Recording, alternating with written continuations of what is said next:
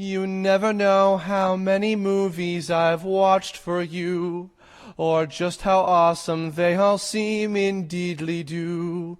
With Endgame done, let's have some fun. I'm joined by Matt and Pete on this new Kirblog. Nailed it. That was not the third take I did or anything. You'll never hear the other ones. Welcome, everybody. The fun part is that's based upon the idea that we're not also recording from our side, too. Oh, damn it. Now they have the blackmail material. That's all over. How much is this ringtone worth to you? Oh, Christ almighty. Welcome, everybody. I guess at least the first half of the month of Mayerville is continuing. This weekend was intended to be a review of Detective Pikachu. However, I've not gotten to see it yet. In fact, I might be seeing it the night that on the day that this comes out. This should be coming up on Saturday, May 11th. Nonetheless, time travel, you've heard all this bullshit before, whatever.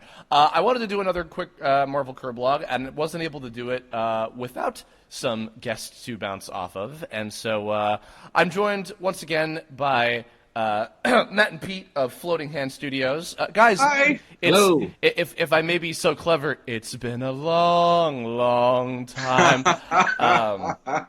For those of you who don't know, if you've not heard any of our, because I actually, God, how long ago? I think the last one we did together was the Power Rangers one about the movie. Yeah. Ooh, yeah. So was that 2 years ago? That might have been, and then before that, like maybe 3, possibly 4 years ago, we did all just the X-Men movies. Yeah, X-Men movies, and I think we talked about the X-Men cartoons as well. I'm sure we did. There's no way I wouldn't have talked about that. But, do they say it today? I would hope. Coming my way. Yeah, so I still want that as a doorbell. I do. You made it happen in your own cartoon. I know, the dream and I was want fulfilled. it to be real. The worst part about apartment living is the lack of a doorbell that I could customize to be stupid. Well, I'm sure we'll talk about X-Men a little bit in this particular topic, because I wanted to bring on a couple of folks that are actually more familiar with Marvel comic book stuff than I am. Of course, I've become a big Marvel fan as a result of the movies and other such media, but I'm not big into the comics. And but I am very curious about what's next, whether that is necessarily, I guess, what could be considered Phase 4 or not. But we wanted to talk about just what we think may be coming, the things that have been confirmed so far to be coming, the things that we'd like to see coming down the line. I guess just to preface. By the way, sorry, I didn't even finish saying the quick introduction. For those of you who've not heard of Matt and Pete or heard the Kirblogs with them previously, they are the folks behind the hilarious Floating Hands X-Men and other such Marvel cartoons, which I'm sure I'll have a link to their channel at the end and some of their stuff that you may or may not have seen already. But they're great. Loved their stuff on Newgrounds back in the day. We became friends when I moved to La La Land, and they've also been wonderful helps on the Tome Game as script punch-upper, editor, helper, whatever you guys wish to declare yourselves. Story consultant? Script doctor. Sure. I like both of those and all. Nonetheless, so just to start off with, as we've gone 3.5 minutes of inane bullshit, we will be going, many more to come. Much more to come, however long this goes for. We have all seen Endgame. This will be it will be casually dropping Endgame spoilers as if it's whatever, because we've assumed that if you're listening to this and you're interested in what comes after Endgame, it's because you've seen Endgame and etc. If you don't want to know what happens, stop listening now. Right now. That said, real quick, guys, because this is just a, I did like a 40-minute Kirblog about my thoughts on it, but real quick summation, what did you guys think of Endgame? Well, okay, first I liked it, but it was the Clips episode of the Marvel Cinematic Universe. So let me I have to say this because this is really important to get out right now. Uh-huh. 3.5 minutes of inane bullshit. Title of our sex tape. Oh, got it. All right, so... Wow. You heard it here second. It was a Clips episode, but you know what? The thing that I really was honestly impressed by, for a 3-hour movie, it really kept me in the seat. It was very engaging. And it's one of those things where Do I have notes? Yes, I have notes. But, like, that's... God, it was such a thing to actually sit through and think, this was 11 years. 11 years in the making on this story. Like, this has been going on for a long time. Yeah. And yet they gave me this. No, No, it was a lot of fun. There wasn't really any huge surprises, but I don't think this was the place for huge surprises. This is, the last third act of this huge, thing. It's a wrap up. Give everybody a period at the end of their sentence. Yeah, it's the place for payoffs much more so than surprises. Exactly. The biggest surprise that they did, and I actually thought this was really clever, because the last movie ends with a really obvious glove-shaped reset button. Mm-hmm.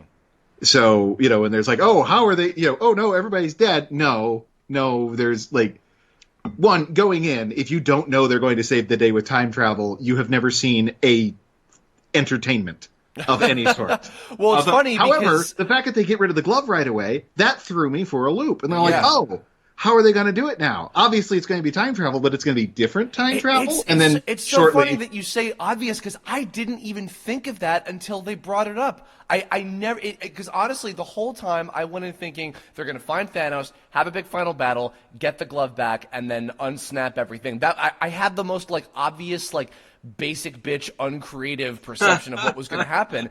And then the fact that I not to repeat myself too much on my whole thoughts of it, but the fact that they had something interesting and pretty straightforward and simple as far as their use of time travel in a way that was cool. If anything, the surprises I think were all right, this is going to be where either characters die for real or these characters' arcs finish and they will be about as done as you can make them be. Because we weren't entirely sure which ones would or would not be on the chopping block. I was not, and again, point of no return, everybody, was not expecting Black Widow to die. I was bracing for Tony. I was expecting actually Cap and Thor both, and they didn't die, but were given kind of ends of their arc and maybe open for appearing in the future for Thor. Gotta say, regarding Cap, they did so much of a better job aging Chris Evans than they did for Haley Atwell. Haley Atwell looked like she had a burlap sack on her face.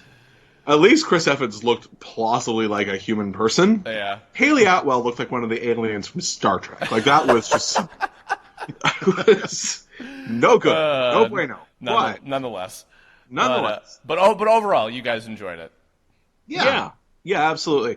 I would say the one critique... The biggest surprise to me is that they did end up using time travel, but they didn't stop him before the snap happened. That actually kind of surprised me. Mm-hmm. Where at the end, the 5 years still happened, which is going to introduce all kinds of weird continuity snarls that I think they're going to largely quietly ignore. Oh, yeah. My biggest thing, the biggest question mark, is going to be the next Spider-Man movie. Right. Because I'm assuming, with the exception of Liz, who moves away, all the students are probably going to be back. So were they all snapped and then all came back and just started class again together? So I have no idea where this is going. My thought we'll know when we see it. But... No, well, okay. So Chris, you're a former student of the New York public school system. You could theoretically snap away an entire New York public school and nobody would notice function, right? That's it depends on the area code and the level of intelligence that comes with it. I went to a how shall we say less than intelligent school district overall. And I'm including myself in that just for the record. But I guess on that note, and I'm sure. Okay. This is just every fucking Kirblog I say this. I know I'm going to be repeating things I said previously, so sorry, whatever. I'm sure I talked about this over a year ago when I did my Infinity War review when that came out. There's a certain level of stakes that are present and a certain level of them that are taken out inherently by the confirmation of certain movies that they are going to be doing in the future that they already talked about publicly. The first and biggest of which, in plain sight of all, was Spider-Man Far From Home. Yeah, which comes out in just a couple months. Yes, which I'm very excited about because I loved Homecoming. I recently rewatched. It looks so good. I rewatched Homecoming a little while ago, and very, very excited about Far From Home and just fucking Mysterio. I could rant for hours about various aspects of Homecoming. It's just like, oh, I love it. It's the bomb. Yeah, but we knew that was happening, and it's been in not so many words confirmed that it does take place after Endgame. Also that explains the conspicuous lack of Tony in the trailers. It also, I think, explains why I believe there was the trailer where Aunt May basically says to Peter, "Hey, you want to take your suit?" Basically, the idea is like somebody's got to be the superhero because guess what? Tony's not with us anymore. Yeah, for sure. But yeah, I mean, so to start with, and it's funny because I think Did You Know Movies just recently did a video that was talking about how like just because of the Sony's ability to distribute the movie and release information at their own leisure, with or without Marvel, necessarily wanting them to or not, it's like, well, Spider-Man Far From Home is coming, and so therefore people are going to know that it's after Endgame, and therefore there may be some things about that, inherently, not the least of which is the fact that, obviously Peter survives, so obviously they win in the end as far as like, the grand scheme of things, and they do, they revive virtually everybody back to life. You could totally no-prize it. You could say, they got snapped into an alternate universe, and I mean, like, that's totally a possibility. Sure. But yeah, it would. Yeah, nobody was really. It like, as a story guy, I tend to look at things with a lot of meta knowledge, and also how the meta knowledge tells the story. Yeah. So with Infinity War, one of the key things that they did is the snap kills all the new characters, right? So that all of the originals, for the most part, the Avengers who are in the first issue of Avengers, plus Cap, and then not Wasp, but yeah, she only just got introduced, so she doesn't really fit in that category in the MCU. Yeah. But they kept all of the originals, right. And so this is their big last hurrah. Yeah. And they get to save the next generation, who will then take over. It's very much a metatextual handing of the torch, but they're not going to wipe off all the characters they just established franchises for. Of course. And that wouldn't make any sense. Whereas Matt's, a story guy, I'm a business guy, and I just checked. Spider-Man Homecoming made $880.2 million in the box office. They're going to bring him back. Of course, yeah. Yeah, I mean, I think in terms of, I guess, like, maybe telegraphing isn't the right word, but yes, certainly, like, when in the final moments of Infinity War, when you see who is getting snapped and who isn't, it's like, okay, I see what we're doing. Yeah. Which is, I think, the reason why even going into Infinity War, the part one of what was ultimately going to be this two-part sort of experience. People were bracing for a lot of the old guard characters to pass away. We knew that. We figured that if Cap was either going to die or, in a much more clever way, have his arc finished, with, getting to be back in his part in time where he belonged. We figured that either Falcon or Bucky were going to become the new Cap. I said this before, but I'm very happy that it's Falcon. Bucky can stay Winter Soldier, and that's fine. Yeah. And also, a publicly known serial killer as Captain America might not be the best. Best. And again, as far as the meta stuff goes, this is often the same kind of thing I talk about when it comes to like Kingdom Hearts type conversations, where it's like there's in and out of universe reasons for everything. Where it's also like when Chris Evans talks about in interviews about how like he's kind of maybe getting to like I kind of want to start directing stuff, and I think I'm getting close to being finished with the character, and it's like, all right, well, Cap is probably going to be done in some way, shape, or form, etc. But hey, this is the ending that they gave Captain America for Avengers Endgame is different than the ending that they got for that in the comic. Sure, he ends the story alive. and that is not universally always the case for Captain America. He gets killed. Yeah, he's been killed. He got killed at the end of Civil War in the comics. Yep. And when he got aged up, it's because like they took out the super serum. It wasn't a time travel thing. Yeah. They did a lot of good job at like nodding at stories while doing something different with them. Mm-hmm. Probably most obviously is there was a, to say kindly, rather unpopular with the crowds that I follow storyline in Captain America where, due to Cosmic Cube shenanigans, he became a member of Hydra. This was a very, very, very controversial arc, and I don't really want to go into it because it's controversial for really obvious reasons. That said, by the way, however, they had a great nod to it in the movie. Yes. Oh God, totally I subverting lost my shit with that. Which works in so many ways. Yeah. And I've seen. It was fun, and also it's. I don't know. There's something really satisfying about him just walking away, having beaten Hydra. They have no idea that he beat them, and there's no fight happened. There's something so very satisfying. It's pretty great. And then he fights himself, which is hilarious, but nonetheless. Well, yeah. But that's when you introduce time travel shenanigans, you've got to do it. Of course. And of the characters you could do it with, that's probably the most fun. Yeah. Because we've already had a whole crap load of rock'em sock'em robot fights in the Iron Man movies. We don't need Iron Man versus Iron Man. Yeah, that's right. Fair. Well, and it has the great line, "That is America's ass." I mean, come on. Like, that's funny. That's great. So in terms of what's next, though, I am not sure. Well, I do have a list in front of me from the wiki article of list of Marvel Cinematic Universe films. There's the ones we know that are coming. Here's what I'm saying. Right. I'm not sure that we've seen the last of Thor. Oh, no. I think that Thor is potentially going to be making... Well, first, again, from a business perspective, Ragnarok did better than the other two movies. Yeah.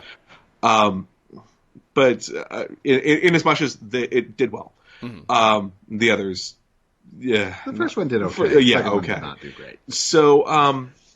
I think you're going to find Thor is going to be the guy who's going to make appearances in other properties. He's going to be the new later stage Iron Man. Yeah. Where he just keeps popping up but not really being the lead. Right. Yeah. I mean, because after Iron Man 3, like, I was fine with, and I've said this many times, I was happy about a lot of the Phase 3 movies that were technically Thor 3 and Captain America 3 also being like, Iron Man and Captain America, and then also Thor and Hulk the movie. Like I was cool with that. That was Planet Hulk the movie. Yeah, but so now with the conclusion of where Thor ends up at the end of Endgame, one of the ones we have confirmed, of course, Guardians 3 to me is going to be like Guardians and Thor, and he's part of the gang and gets to be a goofball, fucking it sounds like where they're going, and they get a pun out of it with as Guardians of the Galaxy. Yes.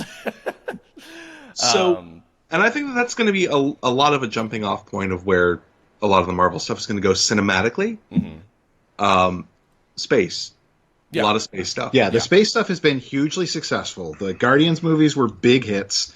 And then Thor 3 was a big hit, and Captain Marvel was a big hit. Yeah. So they have absolutely established people want these space movies, the cosmic movies. And let's not oversimplify. Wasn't the main reason that all three of those were. I mean, it's owing to the cast. It's owing to the It affords because it's in space. You are less limited in what you could do. You could go kind of crazy. Absolutely. And those movies largely go kind of crazy. What I feel like we don't have is a space movie that doesn't go crazy. Right. Captain Marvel's the closest to that, but that's still not really much of a space movie. It's still, like, it's cosmic in scope, but it mostly takes place on Earth. Yeah.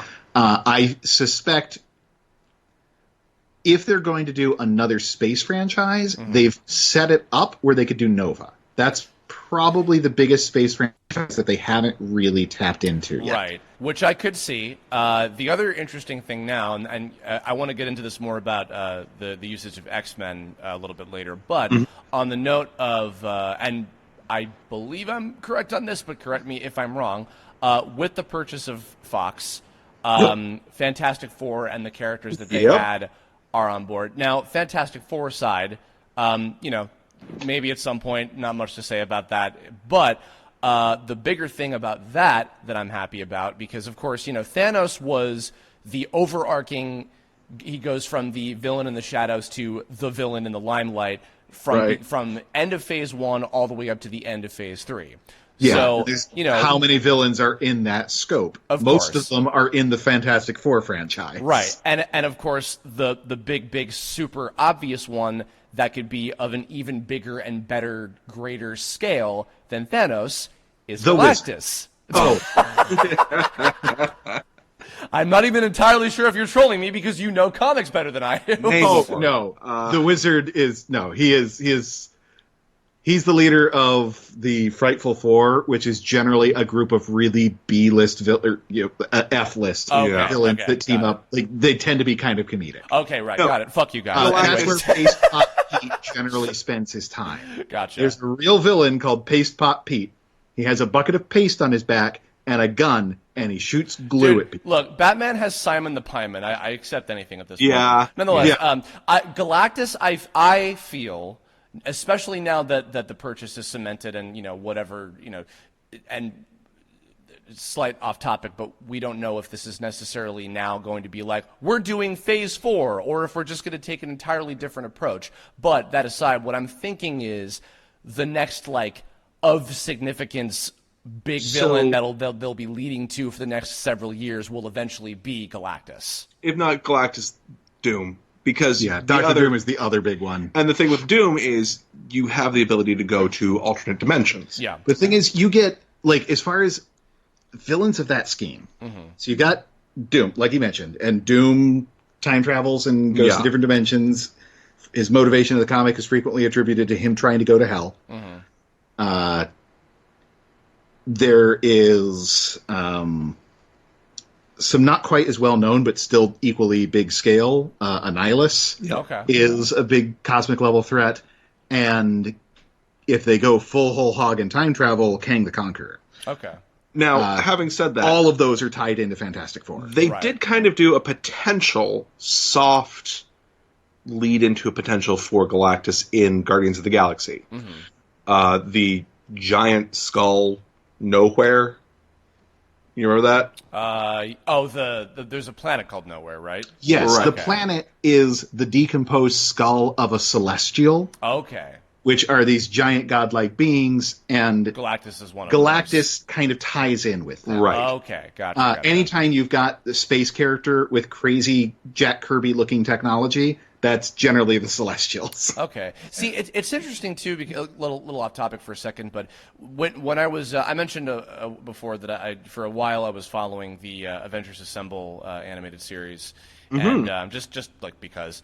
And it's funny because with the cartoon shows, there were sort of I guess the rights were handled a little bit differently. So sometimes you would have The Thing and certain X-Men characters and certain ones that would Fox is doing these movies and Universal's doing these movies and, et cetera.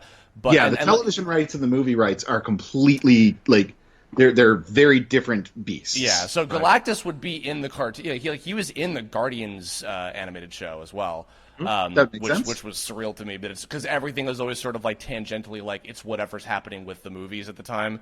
But nonetheless, so Galactus, I think I like as just a not even specific to a movie or even a Fantastic Four thing, because honestly, just after now 3 kind of flopped attempts, I don't know if Marvel. The biggest thing that really did Fantastic Four in for the movies, in my opinion, is The Incredibles. Yeah, which is just such a damned good Fantastic Four movie along the lines of how Galaxy Quest was up until very recently a really good Star Trek movie. Yeah. Well, it's always a really good one, but it used to be one of the best, the first or second best, depending on how you rate it. Right. Yeah. So, it's going to depend upon how they approach it. Right. And if they do, they may, there's a lot of properties that they got with this that they may want to sit on for a while so that they Yeah. can regenerate some goodwill for it. Yeah, as I understand the legal aspect of the end of the Netflix shows, it sounds like they're not allowed to develop those properties. So they can't even like start officially working on anything for a 2-year period. Okay. So we're gonna see a hold on those characters for a while. Okay. Yeah, actually, it's good you brought that up because I think I did want to talk about them a little bit, but I completely forgot. On that note, let's talk about that for a minute. So, Sure. Funnily enough, I actually meant for, I think, like at least 2 years, I meant to do a Kirblog, I think with Xander, about the Marvel Netflix shows. And the reason I kept delaying is because I kept falling behind. And then I kept trying to catch up so that I would be able to have seen all of them up to the time that I was going to do it for Marvel. Whatever year. And another one comes out, and then eventually, they're like, "Oh well, we're just not doing them anymore anyway." And to which now I'm like, because I got as far as finishing Defenders. Okay. And then I paused, and then now from what I've heard. I don't know 100% for certain, but from what I've heard, like the ones that they were in the middle of doing didn't even get to like really properly end anyway. So, okay, if you've finished Defenders, you've got Luke Cage season 2, Jessica Jones season 2, Daredevil season 3, Iron Fist season 2, and Punisher season 2. Oh yeah, I never saw Punisher at all. Yeah, that's where I left off. That was the last one that I hadn't seen. I haven't seen Punisher season 2. Right. I don't like Punisher. Punisher season 1 was surprisingly good. Okay. I really enjoyed it. It's pretty brutal, as it would be. It's Punisher. Yeah, but I've heard they're all good. It was just a matter of I just kept like not making it, because they're hour-long episodes. I kept not making the time for it. No, it's an investment to sit down and watch it. Punisher's good. It also stands on its own really well as a cohesive story. Season 1. I haven't seen season 2 yet, so I can't speak to it. Right. We just finished season 2 of Iron Fist. Yeah, we finished that God. yesterday. Yeah. I couldn't even make it through Iron Fist. It gets better. It gets better, but it doesn't really ever get great. Yeah. Well, I guess on the note of those stuff, just to talk about that a little quickly. So the implication from what you're talking about is that now, I mean, they were already kind of like 50% canon, where it was the whole thing of like they can't affect the movies, but the movies can affect what happens in the universe. Right. Which is like, okay, that's acceptable. Like, sure, fine. But now if they're just like, okay, they can't matter at all just because of how everything has been laid out. I'm fine with waiting until they can introduce, I would love to see Daredevil in there. I feel like he and Luke Cage, I think, are the two that are likely to get the most amount of priority of those characters. I have grown to adore the shit out of Jessica Jones because of the Netflix series version of her. I don't know how akin to the comics that it's pretty close. It's very close. Yeah, it's close. I don't know necessarily what the legal mumbo jumbo of this is. There's a huge part of me that would really, really, really love to see those actors still play them if they were to bring those characters in it, and even if they were, even if they were refreshed and it wasn't connected to the continuities of the Netflix shows. If I would love performers, to see that, but I don't know if they can. Yeah. And unfortunately, this is all behind the curtain stuff, and we don't have a peek to see it. What I will say is, if any one company has the power to contractually lock those particular actors in for future projects, it is absolutely Disney. Yeah. Disney because that is their advantage. For as problematic as that merger may be, that is the advantage of that, is that they have the ability to actually pull these people. Well, and kind of similarly, I mean, I don't know 100% for certain. Maybe this is total presumption on my part, but J. Jonah Jameson hasn't shown up in any of the new Spider-Man MCU stuff. Is there kind of an unspoken thing where people are like, it'd be really cool if you still got J.K. Simmons to do it, even though it would fuck things up a little bit in terms of like, well, But I think is that just one I of those will things where challenge you people on are that just like, question. sure. I don't know that it would. Okay. If only because consider James Bond. Judi Dench played M for multiple James Bonds. So does that make a difference? I don't know. Yeah. Well, and there was always I remember a couple friends of mine, I think a year or two ago, were talking about this, about how like it would be really cool if like if they ever did the flashback of the Uncle Ben stuff. It'd be really, really, really clever if, like, say, Tobey Maguire played Uncle Ben, especially because he's at that age now, which would be pretty neat. But he's 132 years old. Yeah, of course. Well, they've cast the Aunt May so much younger than absolutely. To go back like 20 subjects ago, real quick. So looking at the list that I had. Okay, so we know for sure. Spider-Man: Far From Home. Yes. Guardians of the Galaxy Volume 3. Yep. Yes. A Black Panther sequel of some kind, I think, is absolutely pretty much that's a on gift. the That's a guarantee at this point. Doctor Strange sequel? Question mark? Probably. Okay. Yeah. I'm not like that. That's a weird one because that one wasn't as well received as a lot of the others. Right. I would like to see another one.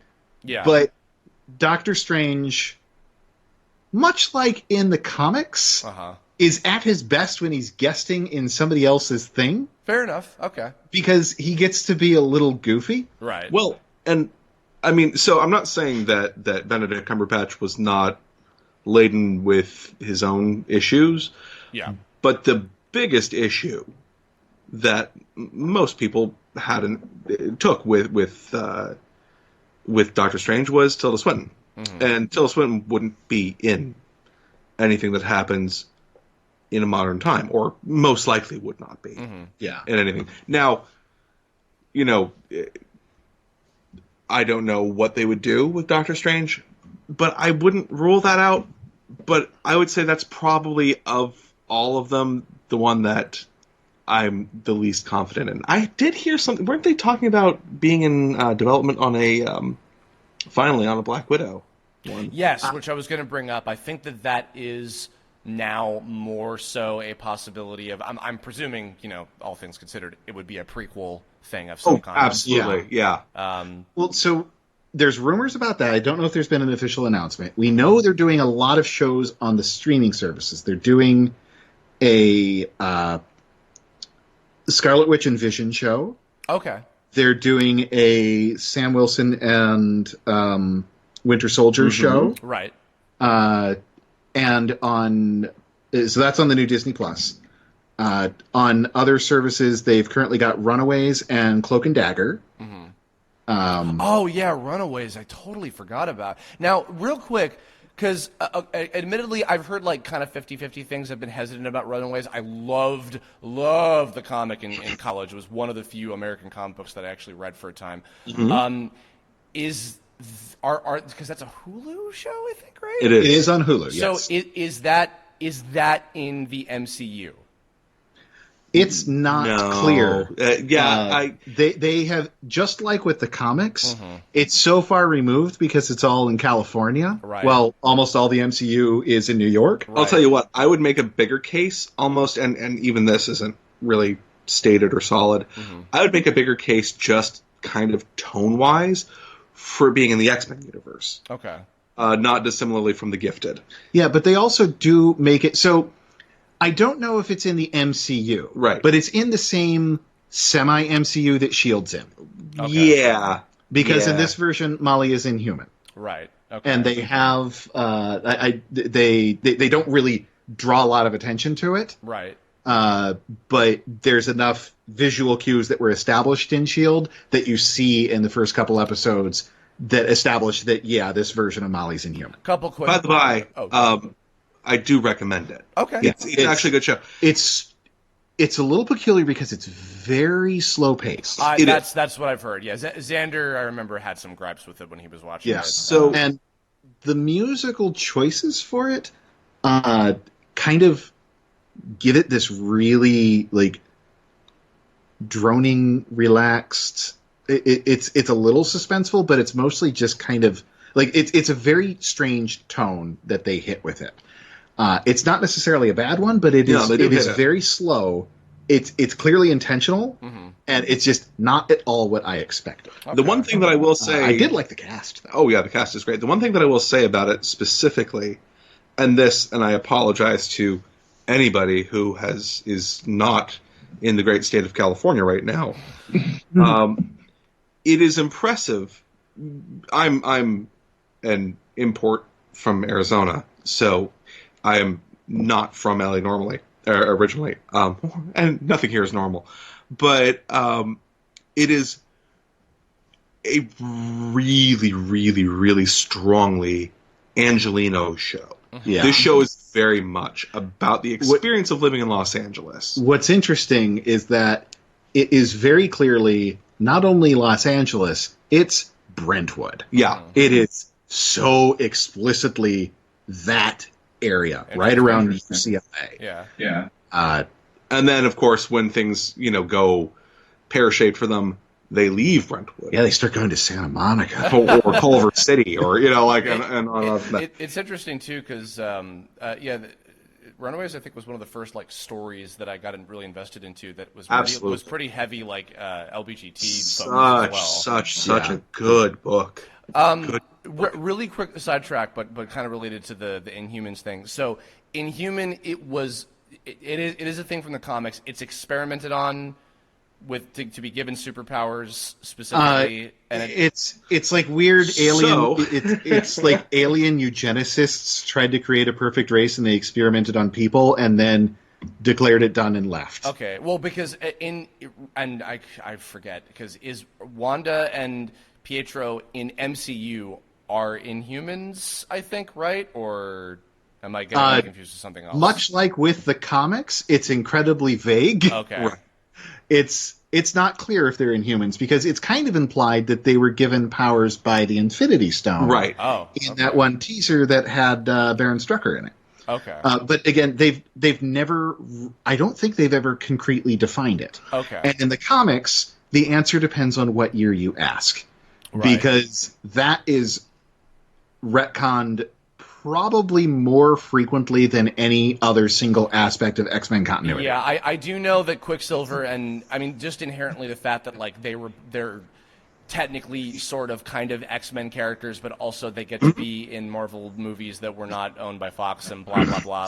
They first appeared in X-Men, right? But they then became Avengers, right? Really quickly. Okay. And Wanda is an Avengers mainstay. Okay. She is in most iterations of the Avengers. Right. Okay. Quicksilver is frequently in the Avengers, but he's just as frequently in the X-books. He kind of jumps back and forth all over the place. Right. Okay. He also jumps back and forth between being a good guy, being a bad guy, whatever. Yeah.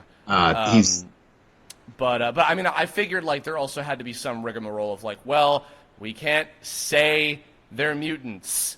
Exactly. In 2000, what was it, 14, 15, when Ultron came out, it's we can't call them mutants. We legally are not allowed to do that, so we have to kind of get around this, sort of. But because those two characters are so sort of shrug, whatever, take your pick. I mean, wasn't there even a thing recently where it's what? Magneto's not actually their dad or some shit, apparently? That's another aspect that's constantly... It's... The most recent time is recent. Yeah. But their parentage is one of the things that constantly changes. It goes back and forth a lot. Okay. Well, nonetheless, so that aside, so Inhumans, I know, wasn't that something that was on the table for a while, and it was kind of bouncing around? They made it. They made it, and they made it very quietly. Oh. It already happened. Oh. So, wait, so is it a show? So it was a... so during what they ended up doing, in between mid-season of S.H.I.E.L.D., when there was the winter break, they had Agent Carter as the in between the two halves of S.H.I.E.L.D. show. Right. They did that for 2 seasons. The following year, they did Inhumans. Okay. And the pilot, or first 2 episodes, were packaged as an IMAX movie that, because they had announced it as a movie, they were, I'm assuming, under some contractual obligations that it has to open on X number of screens. So they did the pilot as a theater, and it was not reviewed well. Okay. No. And it was also showrun by a guy who's kind of known for being the guy you hire when you need to get something done. He's just the to guy get who... it done. He did the first season of Iron Fist. Yeah. Where it's this thing's been in development hell and we're required to make it. We need somebody who will just get it done, whatever. Okay. This is your guy. And that's also who they got for Inhumans. Right. Where he's good at getting stuff out the door. For better or worse. Yeah, Right. for better or worse. Okay. He gets done. Interesting. All right. Well, I mean, I didn't know much about what even the stuff even was, so I guess it doesn't have much of major concern to me. But it was a thing that I remember hearing saw about the a show. lot. Yeah. The problem with it, I think, is that, frankly, Daisy in S.H.I.E.L.D. was a pretty compelling character. Mm-hmm. Well acted, it's fun, she has an arc, she has development. It suffers... The character suffers from a lot of the, weekly television. Now I've decided to make a bad decision for the purposes of plot. Yeah, because we have 8 more hours to fill before I can continue the next part of my arc. Right. But that's just the TV. That's just television, especially genre television. And so to have and they even got in with Daisy to the idea of a little bit of the eugenics thing with her mother and all that. Yeah. But then to go and say, and also Moonbase and bad CG hair and also a big dog. All the things you want out of life.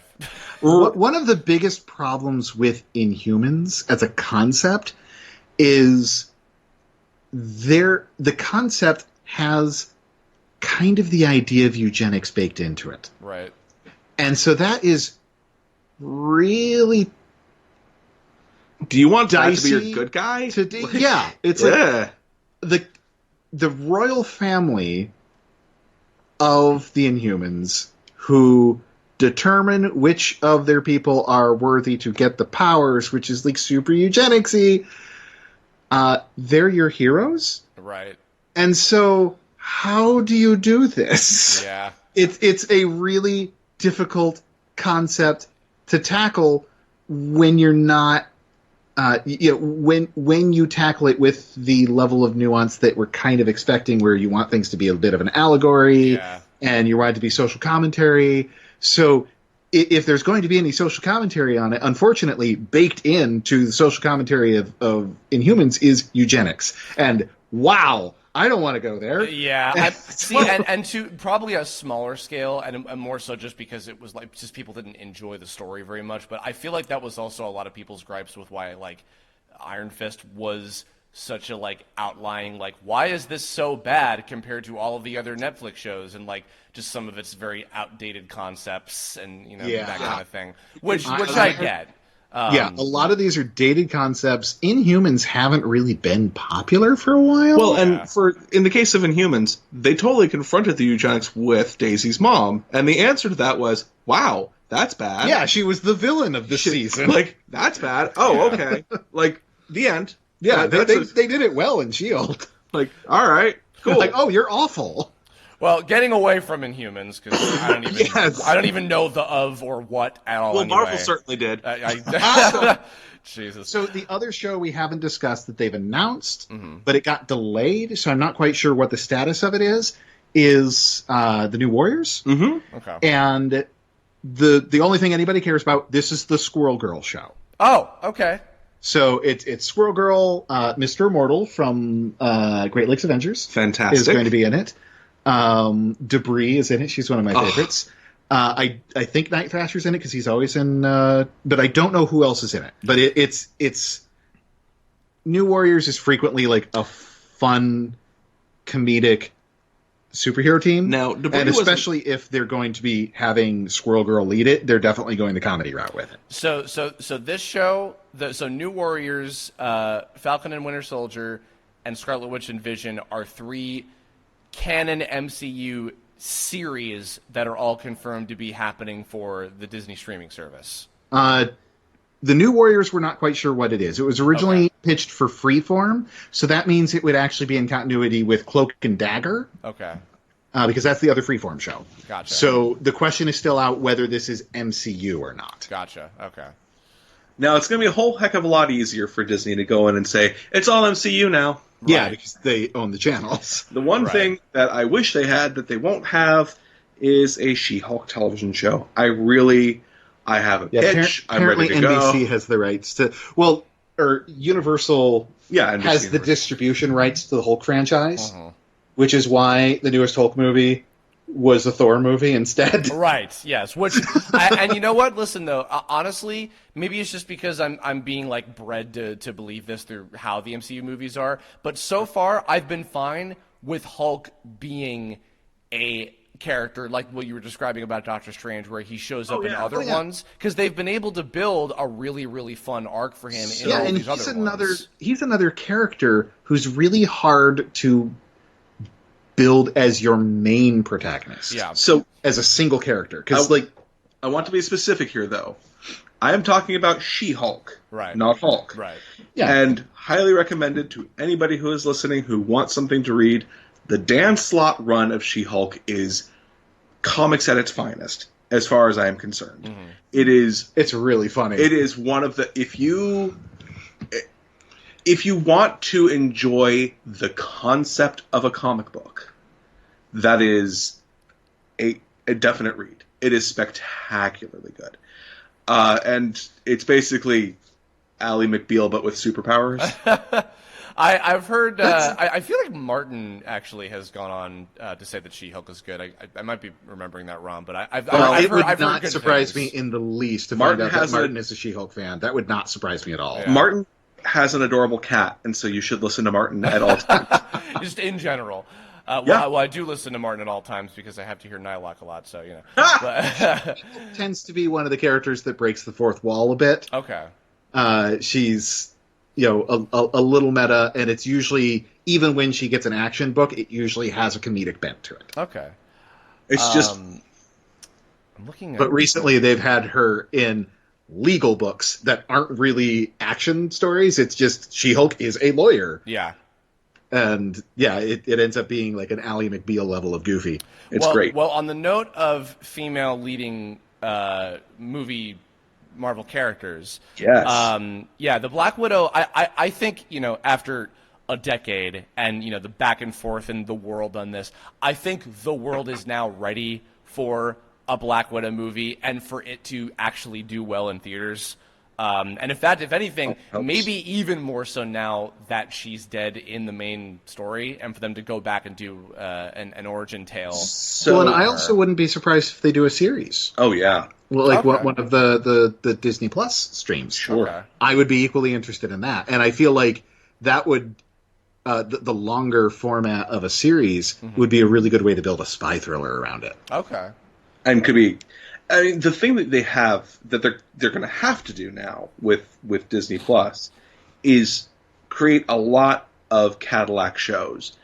Your Games of Thrones, The Crown, whatever you'd like on that, but something that is just a large, frankly, very expensive production. It's the one show you buy the service for. Right. It's just like all the people who will buy the Nintendo system for the one Zelda game that comes out for that system. Listen, Or Smash Brothers. Yes, exactly. But To- those are the Cadillac games. Yeah. to the more applicable for streaming services for television, I have CBS All Access. I watch Star Trek Discovery and nothing else on CBS All Access. Yeah. And I think it is worth every penny. Yeah. So I think you're going to see that Disney is going to have content to compete. Yeah. The field has gotten a lot more open because not only now are you competing against Netflix and Hulu, although you're not really competing against Hulu. Basically, they're about to own Hulu as well. But you are going to be competing against Apple and Amazon, and Google is going to start doing series on their own as well. Yeah. So You've got more and more players trying to Right. enter this fray. Well, I don't know if I've ever said this publicly before. Surprisingly, this might be one thing that I haven't already said in another fucking Kirblog. But I have always said for the years since it was rumored that Disney was going to be doing a streaming service that of all the individual companies all of the ones, even the ones that you guys just listed, and the smaller ones or whatever. Disney is the one that not only would I be willing to probably get a separate service for, but in general, I think that they have the least amount to worry about, because just between all of the just massive amounts of inherently just Disney stuff, all of the Star Wars stuff, and now also all of the Marvel stuff, like, people are going to fucking get that. Yeah. Like, Well, there's right. no denying that whatsoever. I would get it if they just put Darkwing Duck on it. Yeah, exactly. I like let alone new things. I mean, like your point about that is sound, Pete. But like even without new stuff, like all of the gigantic library of all the old stuff that they have on there from just those three things alone, Disney, Marvel, and Star Wars, like, people are gonna fucking get that day one. Oh, absolutely. No but question. That is why I think the closest analogy is honestly CBS All Access. CBS All Access, when they went live, the first big thing that they did was a Star Trek show, because that's going to bring people in. Yeah. All you have to do, because everybody's talking about, I'm going to end up starting to pirate again. And pirating is going to be a problem, but pirating is still a problem that's always going to be. Yeah. You kind of factor that into the business plan. But if you can provide a service that has characters that you already love, telling stories that are continuations of stories that you already love, you've done 2/3 of the work already. Yeah. You're there. Don't worry about the rest of it. People will come to that. That's fine. And so, yeah, there's absolutely a good chance for a series for Black Widow. I would actually, now that they've introduced Captain Marvel into the MCU, I'm really hoping they're going to do something with Ms. Marvel. Yeah, I think that at least what's on this thing here is Brie Larson expressed interest for it, including the character Kamala Khan, Ms. Marvel, in a sequel. And it sounds like that's that. Yeah, especially for now that space is opened and they have the Skrulls. That's something I forgot to mention. That's a big deal. Yeah. There's Finally. plenty to do.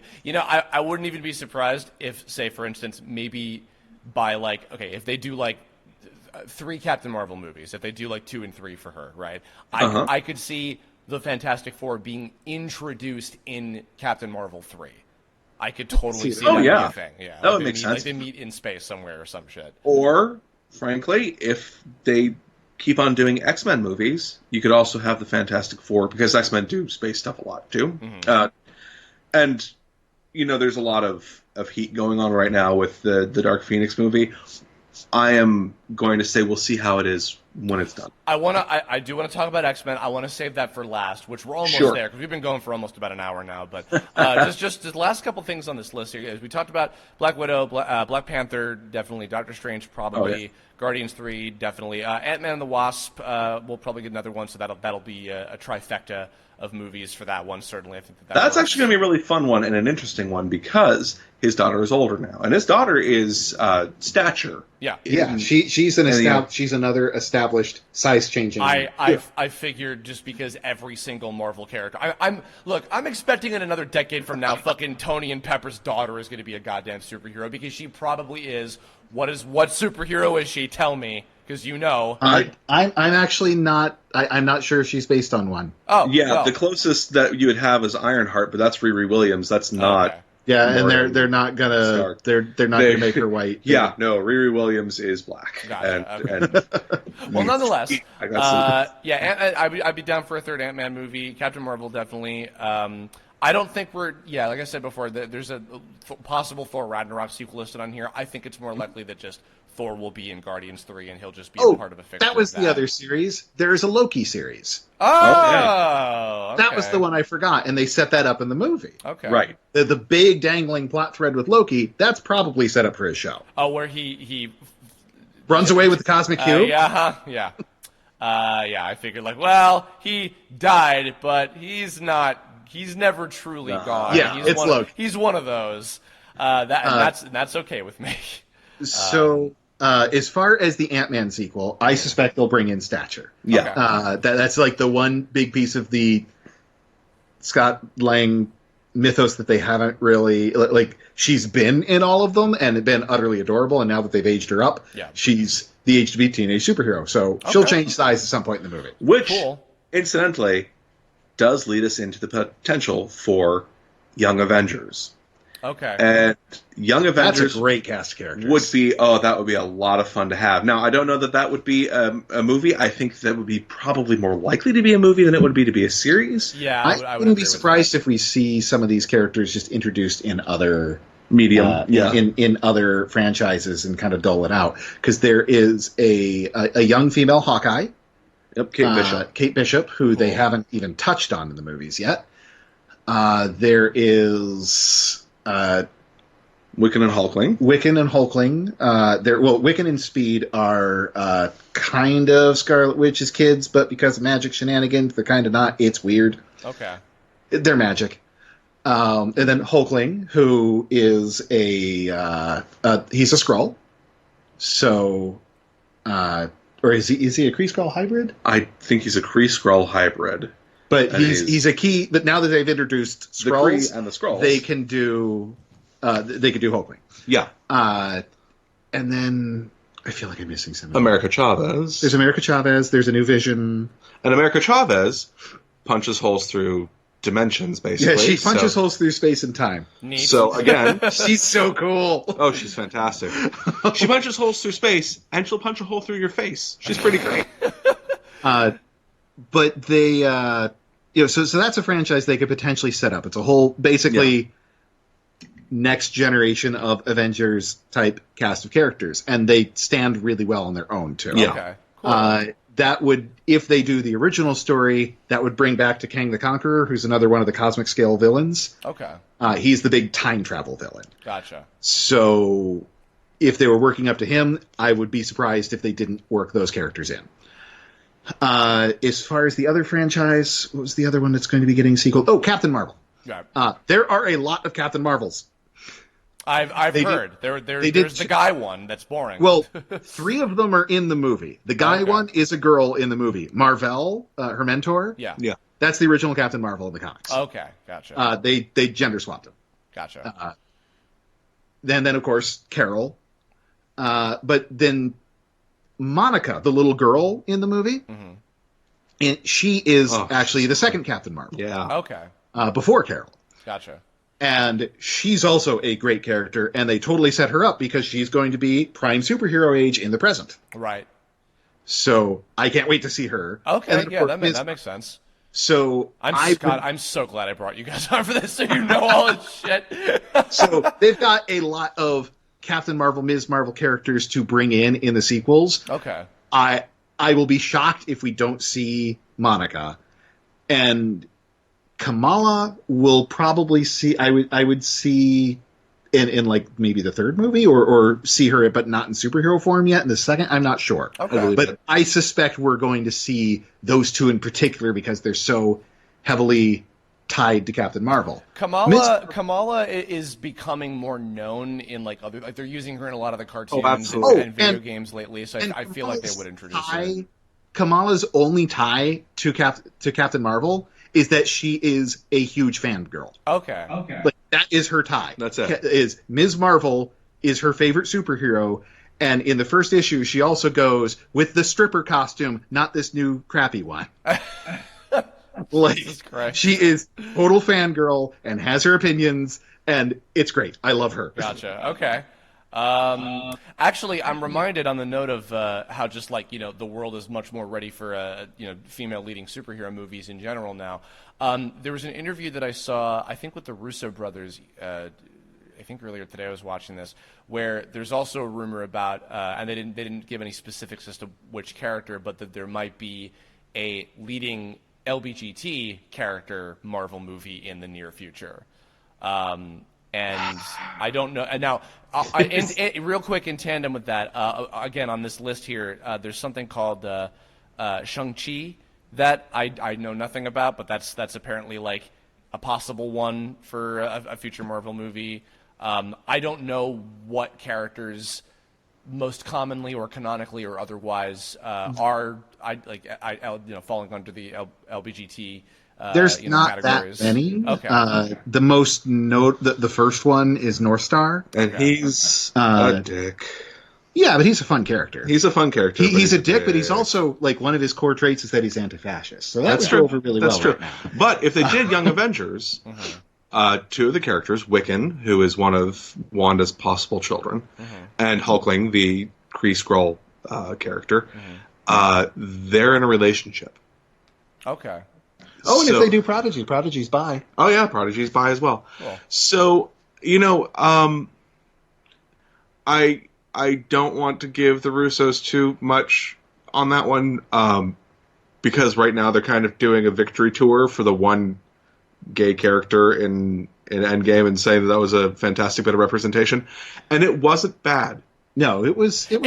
It was nice, but it also wasn't like groundbreaking. It's not like this was a named character. No. The weird thing about it is that there was some releases going, hey, there's going to be a canonically gay character. And then, you know, it ends up being his background character. It's kind of what I expected. But it's a background character played by the director. Right. Well, They couldn't have gotten a queer actor for it.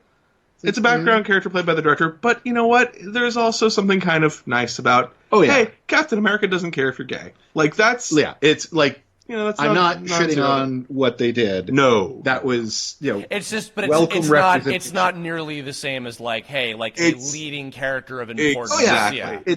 It's welcome representation. Thank you. Please more. Yeah.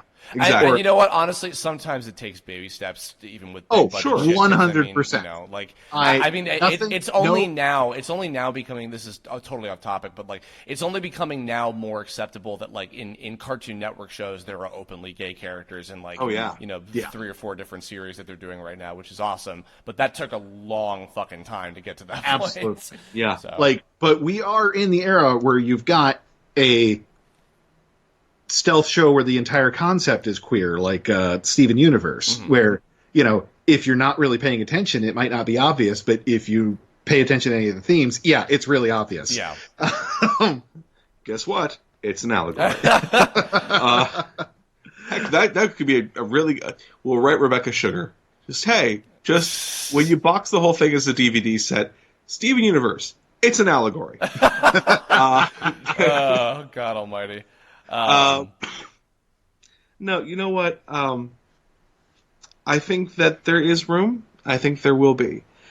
It's going to be a tough thing to navigate because, speaking from the perspective of a queer person, there is not a uniform, universal queer experience. Yeah.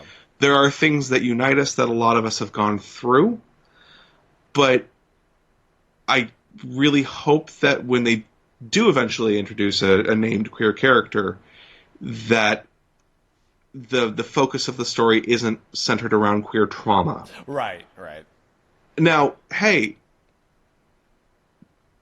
Iceman, it could be a thing. Oh, okay. It could actually, you know, so Iceman has not appeared yet, has he? In no, not in the new X-Men movies. Not post First Class. Right. Which, So if we're going by any at all of the rules that the quote unquote rules that they've set for that universe, even like with the way that it's shifted now, he was younger significantly than all of the characters that were the teachers in the early movies, who are now like they're the teachers, but they're still young-ish. So Iceman would be like 12. And I don't even know how young the student. My point isn't are that and, though. You know, the new ones. So I know that this continuity is ending, but I don't know that it's ending, that the door is shut completely. First, we don't know what's happening with New Mutants. Right. We just do not know. New Mutants has been quietly removed from all the schedules, and I am saddened. I really wanted to see that. Okay, all right. So we've crossed the hour mark. All right, let's talk about fucking X-Men. So first of all, and I know I'm fairly certain I left this out of my Endgame review, so I'll say this here. The thing that I was expecting and pleasantly surprised was not the case at the end of the movie. What I was expecting the end credits, the post-credit sequence thing to be, after all is said and done, after all the wrap-ups and everything, and was not expecting there to be nothing at the post-credits. Well, it was the sound. Yeah, it was the hammering. But as in not a scene. But Right. I was expecting some kind of even just remotely tiny tease of X-Men. I'm glad that that's not the case. I also realize in retrospect it wouldn't have happened anyway, because I think just in general, and maybe even you guys told me this, I can't remember, but I think that they're just not even going to be touching X-Men in the first place for a while. That's my suspicion. Yeah. So we have Dark Phoenix, which, well, we don't have to talk too much about Dark Phoenix because, like, you know, we're going to go. Maybe I'll even have you guys back. Yeah, we'll do an episode on that. Yeah, Yes, of course. Yes. I am going to go see that. I have been hearing not great things about it from people who have seen it already. Mostly that it's like, it's X-Men 3 again, except that Wolverine's not in it. I'm still going to see it because if it's based on what you just said about the lack of possibly New Mutants happening, which, as far as I know, was the last on the list of the Fox-produced X-Men movies. So if Dark Phoenix is the last story with this cast and this universe of the X-Men characters as we've known them in cinema for the last, 15 years, then I want to go see it to, give it a send-off. So, deep breath. It has not been 15 years. Oh, has it not? It has been, 19 years? 19, the first one was 2000. Wow. No, that means it's been 20 years. Wow. That's true. It's been in production since 99. Fuck me. No, it came out in 2000. Oh, it came out 20 years. Oh, well, you don't start counting at 0. Yeah, you you're start right. counting at 1. God almighty. So, here's when... This is the thing that I have to focus on. Mm-hmm. The X-Men movies have been kind of all over the place. Of course. You have some real shining points. Deadpool is an X-Men movie. It's within that universe. Yeah. And that's just in the movies. Yeah. What with the X-Men being in it. Right. Yeah. It is fun. It's entertaining. It's great. Deadpool is probably going to be the next thing that you're going to see that's still theoretically within that universe, but also it doesn't matter because it's Deadpool. Sure. Yeah, Deadpool can jump continuity and whatever. It's Deadpool. Deadpool has giant hulking CG Colossus that isn't the guy that usually does him in the actual X-Men movies. So inherently it's always like, all right, grain of salt, I'm not really thinking too hard about this shit. Don't worry about it. It's fine. So I am of the opinion that we would not have the MCU if we did not first have X-Men. Oh, totally, yeah. And so I'm going to say I have a soft spot. Mm-hmm. They're not perfect. I have no qualms about readily admitting that. They're not. Yeah, and what was a lot of elements of it that were revolutionary and forward at the time are really cringy and dated now. Yeah. I'm still really impressed at the first X-Men movie. Mm-hmm. I don't know how they were able to do an entire movie with, I think, 11 lines of dialogue in the entire thing. There's script doctoring and then there's, script buzzsaw. I don't know if this is going to be a good or bad send-off, but it's going to be. Yeah. Yeah, it is, for better or for worse, this is the last one. Sophie Turner is an amazing actor. I think she's going to do a great job as Dark Phoenix, or as Phoenix. Mm-hmm. I'm looking forward to seeing what that is. I think, though, they've been wanting to do X-Men for television. I think they've been kind of teasing around. They did Gifted, right? Which is really close. It's an X-Men for television series, basically. Yeah. I think that you're going to see that be the thing. It's going to make a return to television. Okay. Interesting. I don't know that for sure. I'm certainly not in a position to... I would probably suspect they're going to do movies with it first. But the thing is, it's also a franchise that could support both. Right. X-Men as a franchise is huge. Yeah. What I'd love to see is actually a Generation X. Yeah. I don't know that it'll be Generation X. I mean, that particular term is sort of... Yeah, well, it's New Mutants. It is because Generation X was just New Mutants in the 90s. Yeah. That was well, the book filled that role. Okay, so here's maybe something. It will be Generation X. It'll be just like a whole bunch of people my age just like filing taxes and having back pain. How can you spell millennials with an X? Well, the term for Zemnis. Real quick on something. You're welcome. I'm here until Thursday. Real quick on something, because you guys would know more about this than I do. Was there a thing semi-recently about how I remember vaguely hearing something about how they decided to separate the X-Men universe from the everything else Marvel universe at one point, or is that bullshit? Am I thinking of something else? Yeah. That has not happened. Okay. This is just the conspiracy theories around people thinking Disney is making Marvel make X-Men books suck so that people will read Inhumans instead. Oh, okay. And it doesn't really make any sense. Like, it's these theories. You don't. So at this time, they put their top writer, Brian Michael Bendis, on the X-Men books. Oh. You don't do that on the book you're trying to kill. Right. But yeah, there was all sorts of people, and whether they're true or not, because some aspects of it, yeah, there are editorial edicts that come from on high that was probably pushing a lot of the Inhumans lines. Mm-hmm. I don't think that Marvel was ever going, wow, let's put out really shitty X-Men books. Also, they weren't shitty. Mm-hmm. But anyway, there were some story choices that they were kind of forced into because of the Inhuman stuff. Right. But that was one of the theories going around, is they're just going to spin them off into this own thing. That has not happened. Well, I guess that aside, the reason that I bring it up is because this is ultimately the question that I'm kind of leaning to. If Dark Phoenix and I guess whatever other remainder, Deadpool or New Mutants or otherwise, whatever other remaining Fox stuff that they Season do with 3 that, of Legion. Yeah, and that. Legion is so good. Once that stuff is concluded, and then, by that point, whatever we equate to that of Phase 4 has probably had a ton more movies and some other things. And we get to a point where, okay, we're starting fresh with X-Men in live-action stuff, TV shows, movies, or otherwise. How the fuck do you introduce mutants, X-Men aside, just mutants, the existence of them, into the MCU? You want a no-prize answer on that? Sure.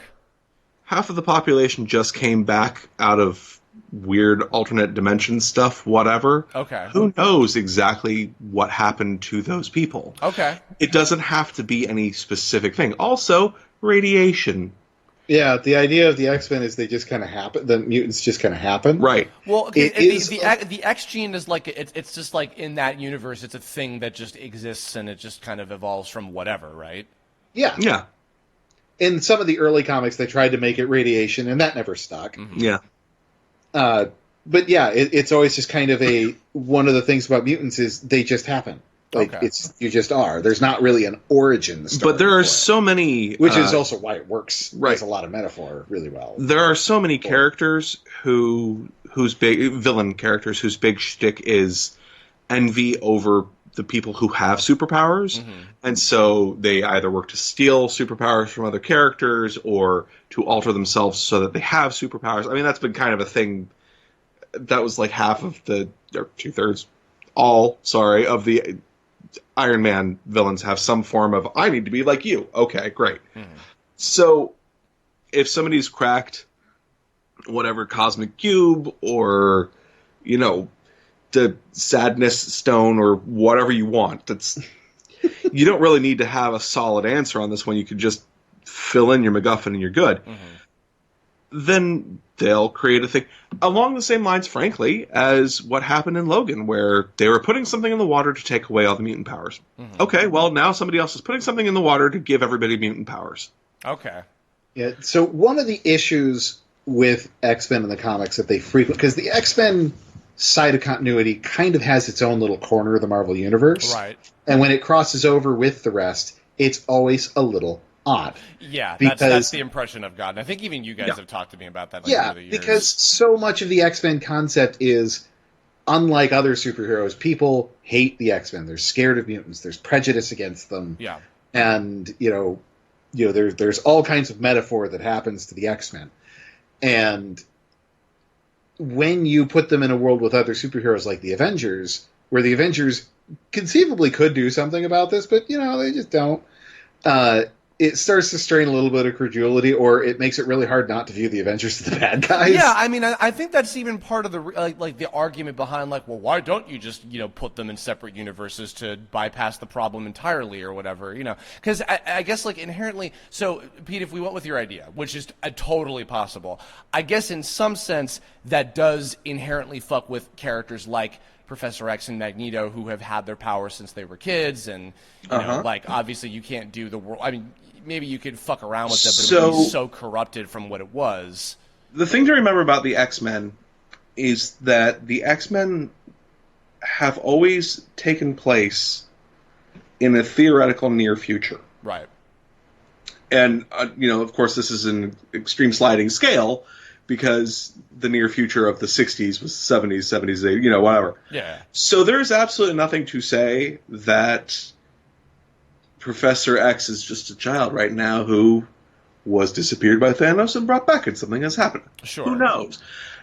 You know, the explanations that they give in the movies are not always a one-to-one match for the explanations that they give in the comics, and frequently better for it. As you see with things like Iron Fist, sometimes when you get a little bit too dedicated to matching exactly what you had with the comic, the concept doesn't age super well. Yeah. This is not a slight to the folks behind Iron Fist. The actors are actually, especially in the second season, actually pretty damn good, and they cover a lot of pretty great ground.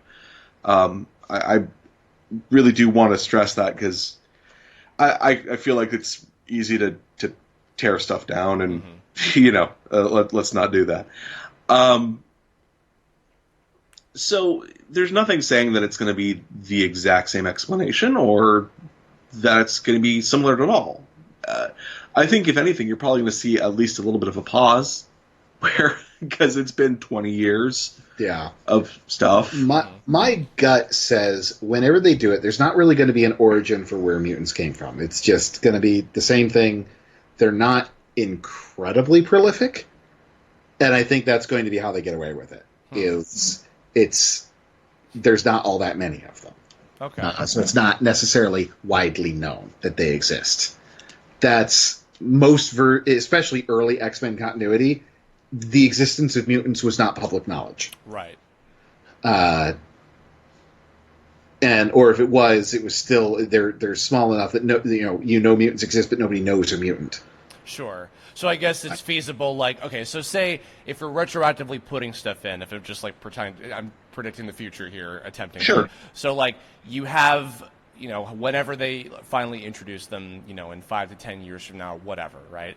And it comes down to the, like, where the fuck were you guys during all the life-threatening shit that happened in all the Avengers movies and blah, blah, blah? And it's like, well, we were doing this, and we were there, and we've always been around, but we've been laying low and doing whatever, and we actually dealt with, say, this thing that happened that you guys didn't know about because it was connected to our shit or whatever. Sure. Like, they could go around things like that, too. I don't want to come across as too catty here, but the X-Men have very specific powers that may not have been applicable in a situation like what happened with Thanos. Right. What is Professor X going to do? Think about it? Fair enough. Like, Thanos does wear a hat. yeah. Therefore, he might be immune to Professor X's powers. You know That's how it works, right? Just any hat? Yeah, every fedora wearing guy. Oh, no! Yep. Wow. Every milady out there. But my suspicion, we're going to see Fantastic Four before we see X-Men. Yeah, agreed. Yeah, I would think so, yeah. Because X-Men, we've had a lot of X-Men media. There has yet to be a successful Fantastic Four thing in our lifetime. Yeah. The cartoon show in the 90s did not do well. Excuse you. How could you say that?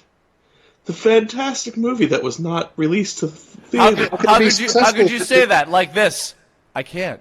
It's Well, true. the thing is, that's still the best one. The Roger Corman. I am unironically stating the Roger Corman Fantastic Four movie that was never officially released. That they simply did. Oh, the tax write-off one? I've only heard of that, yeah. Well, it's not so much a tax write-off, it's in order to keep the rights. Right. Because Okay, half yeah. of the idea with these licenses is you had to produce a movie. Yeah. I remember Mike Lucas told me about that one a little while ago, and I was like, I actually believe you somehow. It's not great, but it is hands down the best one. Wow. I think what you're going to see first, because Disney owns them, is in a few years, as Jay Edidin has suggested, we're going to see a live-action version of the Avengers Endgame movie. Oh, the Disney live action remake. Yep, it's gonna be a live action remake of Avengers Endgame. Maybe they'll do an animated one Sorry, instead. I had to like process that for a minute, and then I was like, "Oh, fuck you." It's a burn. Can I just say, while we're just talking about bullshit for a minute, Yeah. I just want a new X-Men cartoon more than anything in the I know. I universe. really do. We're due That's for just one. why I want that already. Just please. Oh, Yeah. God. Oh, yeah. Agreed. We are so overdue for it. Put And it in holy my crap, ass. I would need to audition so hard for that Oh yeah. because God, I me could too. be Cyclops for real. I would love Oh that. man. You know, if Steve Bloom isn't Wolverine at that point, I don't know who the fuck else would be. Well, it isn't going to be me, so Wow. you know we're good. Well, and What last were you time talking for about, the eh? You could Disney totally ones, be I him, you see. hoser. You know, Scott McNeil says that Wolverine has never been freaking properly portrayed, eh? Like, this is the way he's got to be. He's from Edmonton, eh?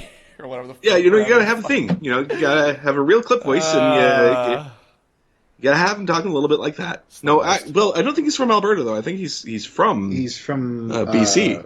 Isn't he? Yeah, I think so. I West. forgot. Yeah. So he wouldn't really have the more maritime. No, he'll accent. just sound like he's from Seattle.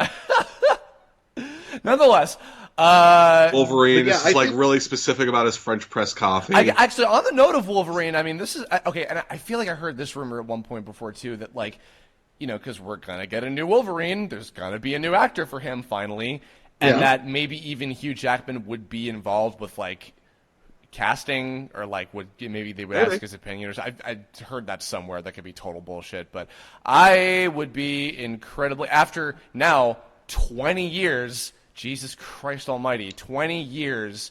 You want to have a real head trip? Go back and watch the first one. He's a baby.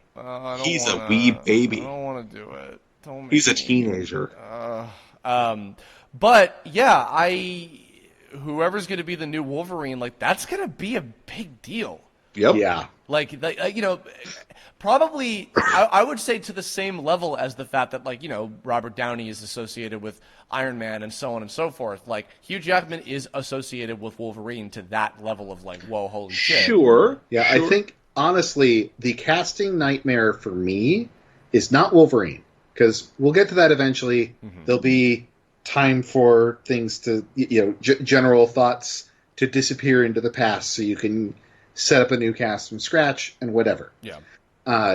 The casting nightmare for me is going to be Fantastic Four. Yeah. And it's not so much them, Doom. Oh yeah. I do Doom's not got to be somebody good. envy anybody who has to cast Doctor Doom. Right. Because if you're casting Doctor Doom, not for the next Fantastic Four movie, but for the Fantastic Four movie in the MCU, Right. in the big shared universe, Right. Doctor Doom Shows up everywhere. is your next Thanos. Right. Okay. Like, because Galactus, he's this big cosmic thing, but he's kind of a force of entropy. He's not as much of a character per se. Right. Yeah. He's And he he's a can be. force They've of done nature. stories where he's very sympathetic and, Right. and very tragic and blah, blah, blah. But Doom is one of the single most well-known villains in media. Oh yeah, of course. Like, people who have never touched a comic, they don't even know who the Fantastic Four are, know who Doctor Doom is. So, to your earlier concern about the next Wolverine actor, because yeah, there's going to be one. They've done it before successfully within the X franchise. You know, James McAvoy took over the Patrick Stewart role, obviously for the right reasons. Obviously, it was the time jump, and at the time there was a lot of questions as to whether or not James McAvoy could really fill those shoes, because Patrick Stewart is a hell of an actor. Yeah. As it turns out, so is James McAvoy. Yeah. And, I mean, really a very compelling So, they've take pulled that off with him. They pulled that Right. off with Michael Fassbender. Yep. Like, they successfully recast those characters. Right. For sure, and I think that also because of the fact that it was a reverse time skip and et cetera, and also with how the universe was sort of messed around with, and also the merging of the two with Days of Future Past, I think that it made that transition And of course, also having Hugh Jackman as Logan be the sort of like centerpiece that was like, crossing the two together and helped sort of meld them in that sense, that made for a smoother transition. Absolutely. Also, I would hate to leave out Rebecca Romijn and Jennifer Lawrence. Yeah, who are both great. Absolutely. Yeah. It's certainly it's, and I'm sure there are amazing people out there that will be able to do it. It's just I think it's going to be somebody we have never heard of. I don't know. Yeah, I mean, nobody in America knew who Hugh Jackman was. Yeah, Hugh Jackman wasn't the first choice. Yeah, Dr. Cox from fucking Scrubs. Yep. What a weird fucking alternate universe that would be.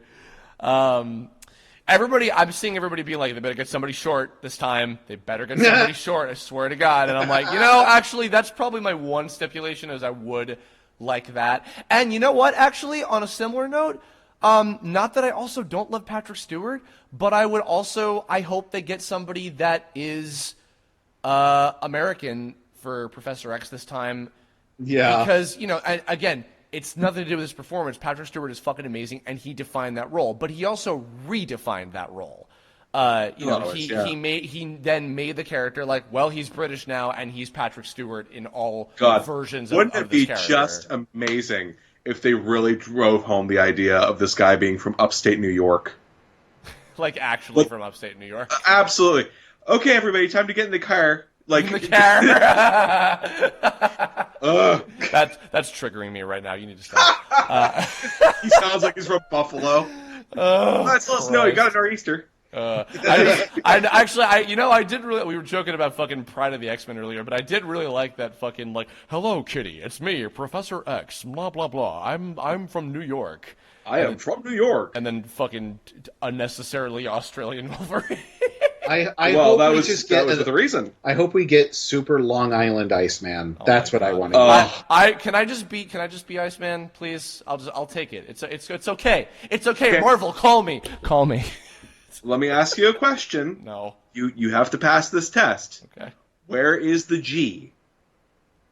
Is it Long Island or is it Long Island? Long Island. It's Long Island. If you say Long Island, then you get the role. You're fine. I'm from Northport. Fuck off. Oh my god. All right, we've gone for almost an hour and a half, guys. This is even longer than I intended, but fuck it. This has been a lot of fun. I guess. Long. Yeah, I know. I'm just used to it at this point. I guess any closing thoughts, hopes, dreams, aspirations of, in general, the overarching topic of what the fuck is going to happen next with MCU. Any other things that we haven't already gone over or otherwise? Here's my closing thought on this. Matt, I don't know if you're going to yell at me at this one or not. I hope if not. I were a creator... Well, Matt likes to yell at me. I always have it coming, so it's fine. Jeez. I'm wow. kidding. Wow. Sound like a B-plot. Well, that's fair, too. You know I have the pepper in this relationship, right? So, yeah. So, by which I mean I really like sticking jade eggs on my foot. All right. What the fuck? Thoughts. Continue, please. Jesus. This has got to be an exciting time for them. This was an 11-year-long story. And now they get to do something new. And it's going to be a little bit terrifying because the stakes are incredibly high for this. You know, the stakes for Iron Man back in 2007 were high, reasonably so. This had come on the heels of the Batman movies, the Nolan Batman. But you didn't know how it was going to go. And in terms of a first out of the gate, that was one hell of a movie to start with. And at the time, you got to think, everybody's like, oh, God, Robert Downey Jr., that's just typecasting. Oh, that's just so obvious. Who cares? It worked. It worked beautifully. Robert Downey Jr. was fantastic in that role.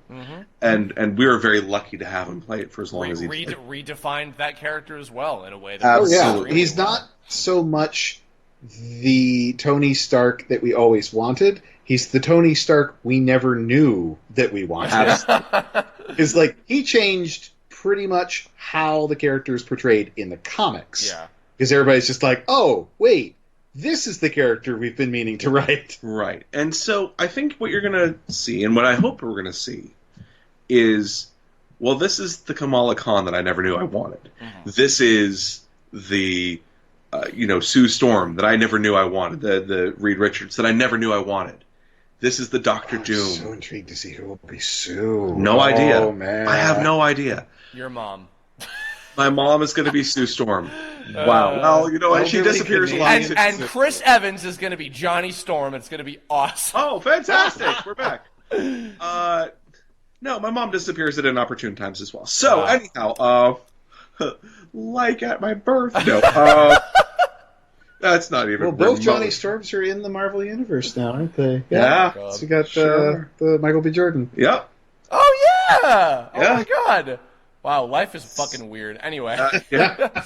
So, my thing is, it's easy to be cynical about this and say that it won't be as good, or that it won't be like, the first one out. It won't be like your first time. It won't be your first kiss.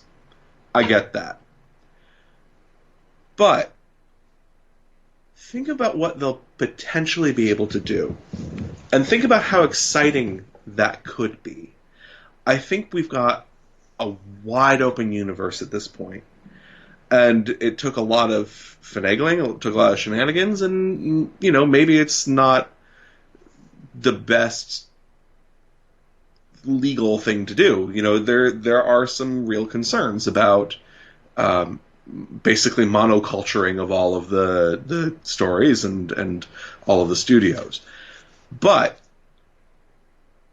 I will say that my hope is that whatever they do it with as much love and excitement for the characters as we hold for them and as they have held for the characters thus far. Mm-hmm.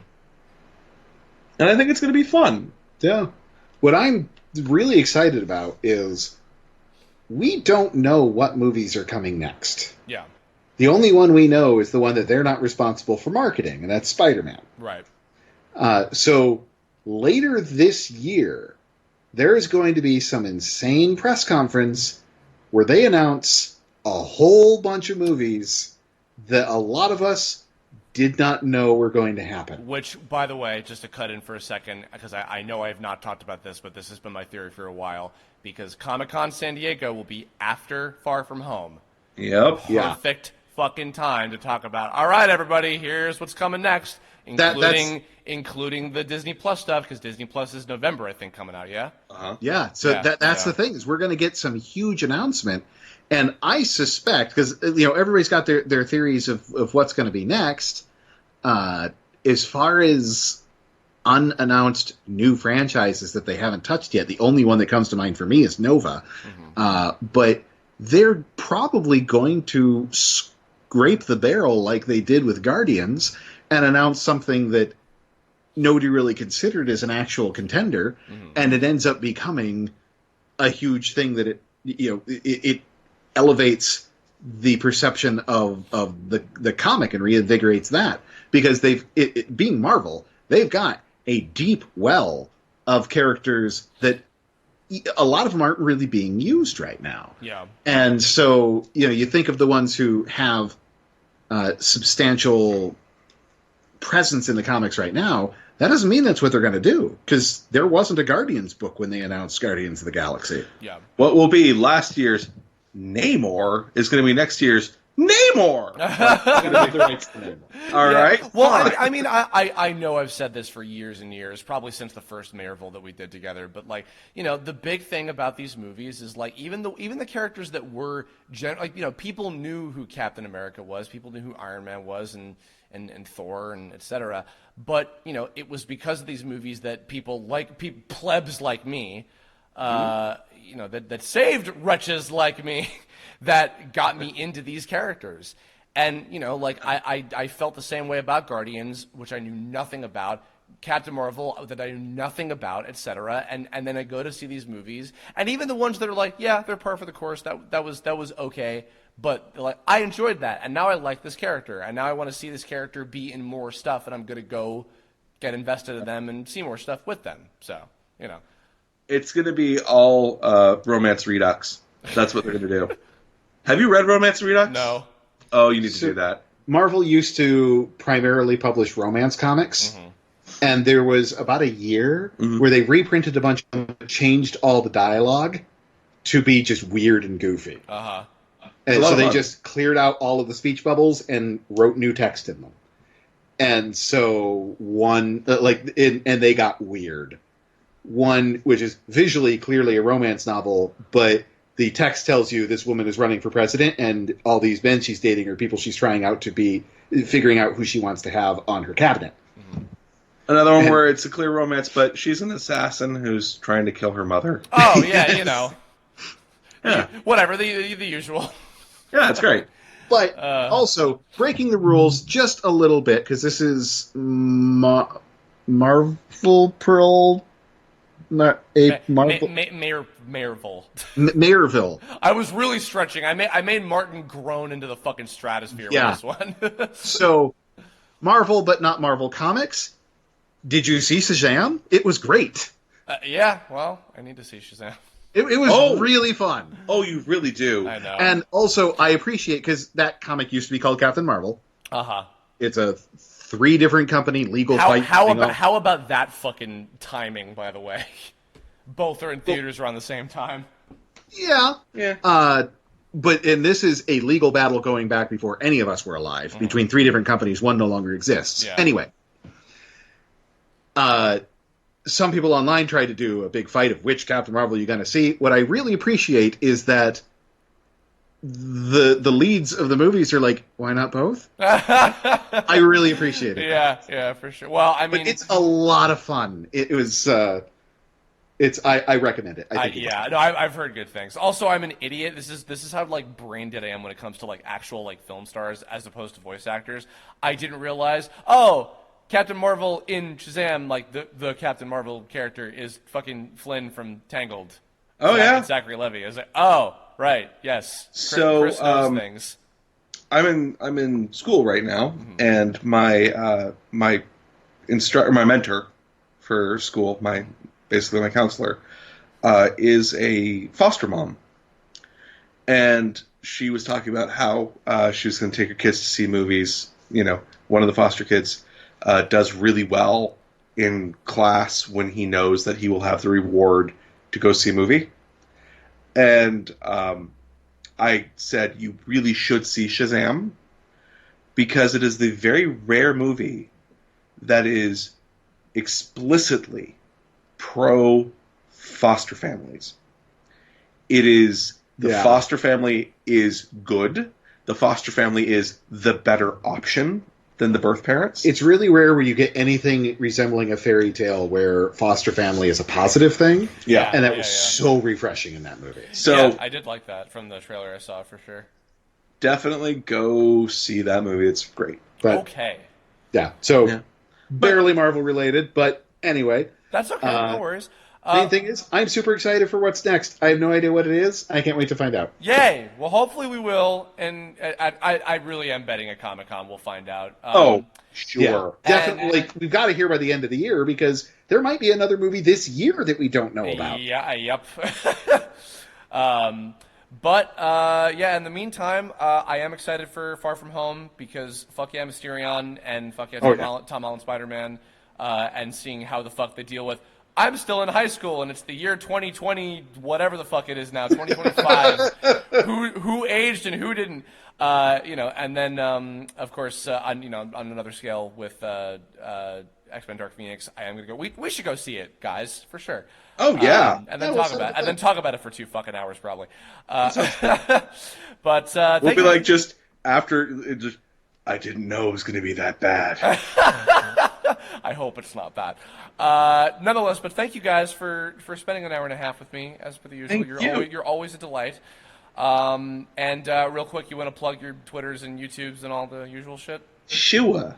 Yeah, I'm Matt Gardner. My Twitter is Wogoat. My YouTube is Floating Hand Studios. And I wrote the cosmic horror graphic novel for kids, Alabaster Shadows. I've just written the sequel, and hopefully it's going to be out soon. In stores now. The first one is. The first one is in stores now. Get it. I'm Pete Gresser, and you can find me on Twitter at Pete Gresser. That's like the dresser that you put your clothes in, but with a G. And you can find my website at sonofactory.com. He does musics for video I games. do musics. It's true. I make beats. Yeah. And I'll link to X-Men Death Becomes Them, because if you guys haven't seen that, or you probably have, like, oh, these guys, oh, they made that, oh. Them.